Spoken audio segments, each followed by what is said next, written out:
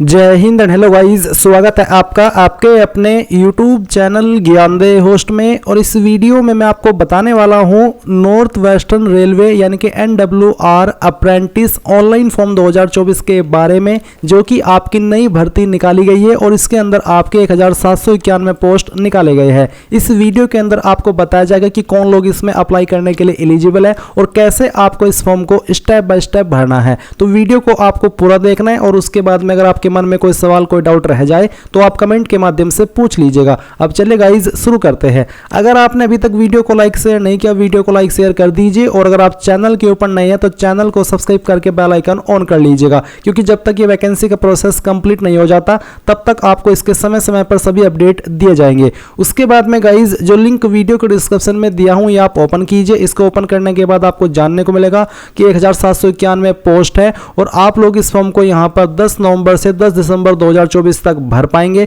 इसके अलावा अप्लाई करने के लिए 10वीं पास की योग्यता और साथ ही ITI उसी ट्रेड में जिस ट्रेड में आप अप्लाई करना चाहते हैं। एज लिमिट 15 से 24 साल के बीच रखी गई है। आप इंपॉर्टेंट लिंक के सेक्शन में आइए और यहां से ऑफिशियल नोटिफिकेशन PDF के ऊपर क्लिक करके आप इस नोटिफिकेशन से देख सकते हैं आपकी इंपॉर्टेंट डेट्स यहां पर दी गई है। इसके अलावा मोड ऑफ सिलेक्शन के बारे में बताया है, डिवीजन यूनिट की जानकारी दी गई है, कौन से डिवीजन के अंदर कौन से ट्रेड में किस कैटेगरी में कितनी वैकेंसी है वो आपको पूरी की पूरी जानकारी यहाँ पर इस टेबल में दी गई है। एप्लीकेशन फीस देख सकते हैं यहाँ पर SC ST विकलांग एंड ऑल कैटेगरी फीमेल के लिए कोई फीस नहीं है। जनरल OBC के लिए यहाँ पर 100 रुपये एप्लीकेशन फीस रखी है। तो ये सभी जानकारी आपने यहाँ पर चेक कर ली है। ये जानकारी चेक करने के बाद में अगर आपको लगता है कि यार मैं अप्लाई करने के लिए एलिजिबल हूं और आप इंटरेस्टेड है फॉर्म को भरने के लिए, तो आप कैसे भरेंगे जान लीजिए।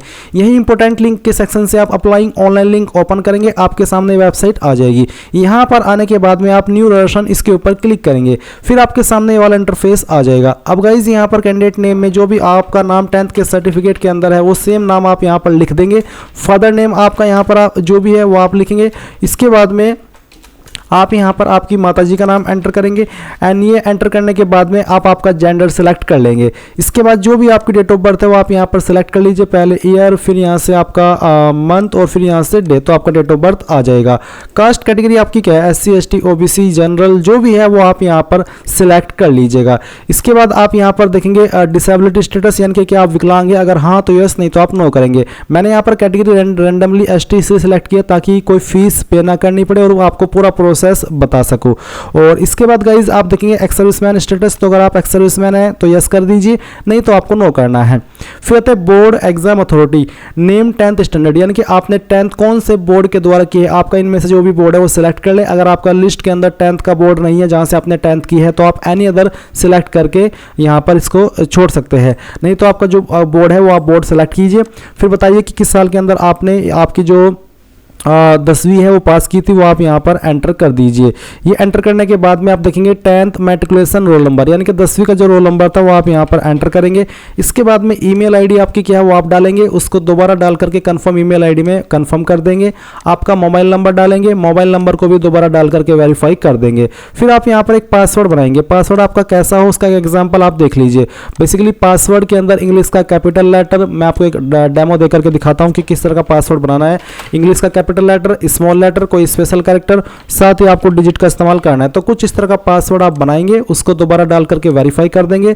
फिर ये सिक्योरिटी कोड डालेंगे, सभी जानकारी चेक करते हुए रजिस्टर के ऊपर क्लिक करेंगे। अब गाइज यहाँ पर आपके सामने लॉगिन का इंटरफेस आ जाएगा। बेसिकली आपका रजिस्ट्रेशन हो चुका है और अभी आप यहाँ पर इसमें लॉगिन करेंगे। तो आप किस माध्यम से लॉगिन करना चाहते हैं, by email ID and password या फिर by email ID and date of birth, तो जो भी आप माध्यम सेलेक्ट करेंगे वही आप सेलेक्ट कर ले। उसके बाद में जैसे कि मैंने bye email ID and password select किया तो मैं ईमेल आईडी डालूंगा जो कि अभी मैंने यहाँ पर रजिस्टर की है। फिर जो पासवर्ड मैंने बनाया अपनी मर्जी का वो यहाँ पर डालूंगा, फिर सिक्योरिटी कोड और उसके बाद में लॉगिन के ऊपर आपको क्लिक करना है। अब आपके सामने जो इन्फॉर्मेशन आपने अभी रजिस्ट्रेशन के समय भरी ऊपर की तरफ वो देखने को मिलेगी। फिर नीचे आपको कुछ और जानकारी भरनी है, जैसे कि सिलेक्ट गवर्नमेंट आइडेंटिटी, तो आप यहाँ पर इनमें से कोई एक आईडी सेलेक्ट कर लेंगे। जो भी आईडी आप सेलेक्ट कर रहे हैं फिर उसी का नंबर आपको यहाँ पर डाल देना है। नेशनलिटी आपकी इंडियन रहेगी। इसके बाद क्वालिफिकेशन डिटेल में जैसे कि मैंने यहाँ पर यूपी का जो 10th का बोर्ड है वो वो दिया था। उसके बाद पूछा name of educational institute school, तो कहाँ से आपने आपकी जो 10वीं है वो कौन से स्कूल से की है उसका नाम आपको यहाँ पर एंटर करना होगा।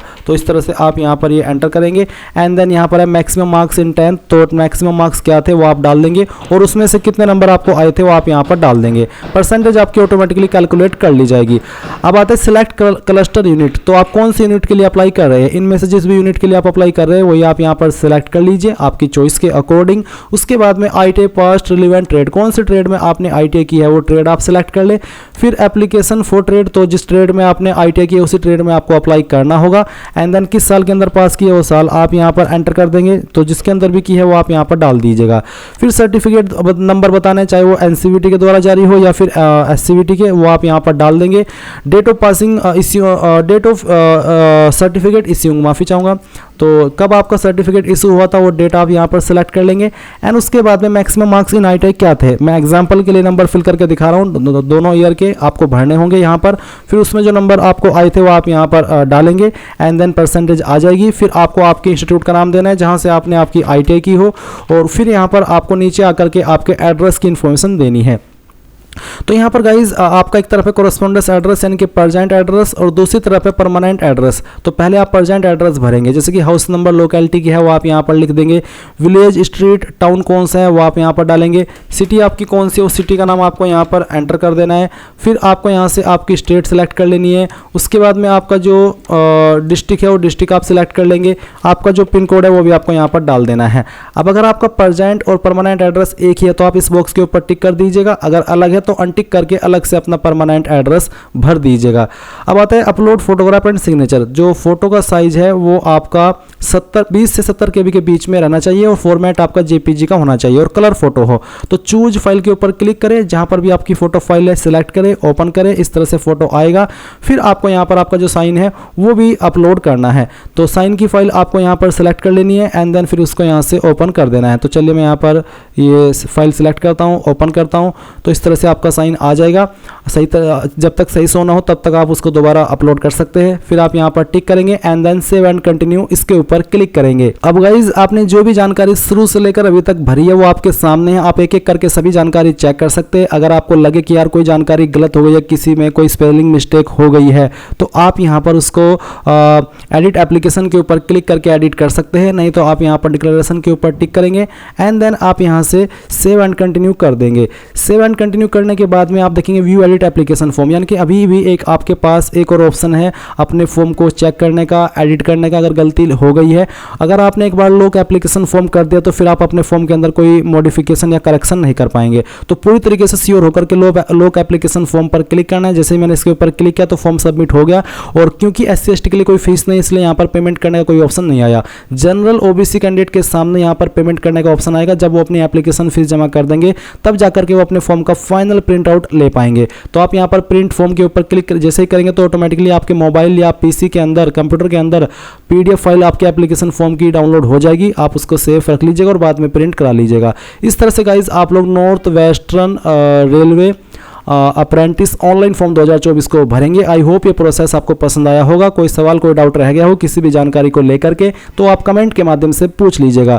Thanks for watching. जय हिंद।